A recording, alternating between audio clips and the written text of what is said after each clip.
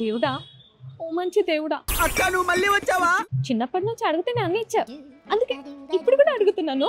ఏంటిది మాకేంటిది అంటున్నాను. మొన్నటి వరకు నేను వాడుతున్నవన్నీ సెకండ్ హ్యాండ్లే, ఈ డ్రెస్ తో సహా. అందుకే మా అక్కకి పెళ్లి చేసేమని మొక్కాను, పంపించేసా. I appreciate it.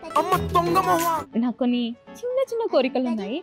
అది షాపింగ్కి వెళ్ళినప్పుడు నాకు కొన్ని ఎక్సర్సైజ్ పడేటట్టు చేయి. కిక్ సెక్షన్ అయినా పర్లేదు, అడ్జస్ట్ అవుతా. నాకు ఆఫర్స్ కూడా ఉన్నాయా? అండ్ బయట ఎంత చెత్త తిన్నా నా స్కిన్ కావ్యంలా కాకుండా కావ్యమ్మ రల్లా అయిపోవాలి. నాకు తెలుసు నీకు చదువుకునే వాళ్ళంటే ఇష్టమని, కానీ నాకు రాదే. అందుకే బాగా చదువుకొని ఒక 6 digit శాలరీ ఉండే అబ్బాయిని నాకు జతగా పంపు స్వామి. హలో బ్రదర్, నువ్వేం మాట్లాడుతున్నావు అర్థమవుతుందా నీకు? అని కొంచెం పేషెన్స్ ఎక్కువ ఉండేదో చూసుకో స్వామి, ఎందుకంటే నన్ను భరించాలి కదా. ఇప్పటికైతే ఇంతే, మళ్ళీ ఏమైనా గుర్తొస్తే మళ్ళీ వస్తా.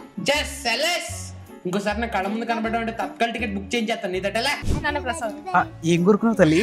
బాగా చదువుకొని 6 digit శాలరీ తెచ్చుకొని పేరు నిలబెట్టాలని కోరుకున్నాను. బాగుందమ్మా.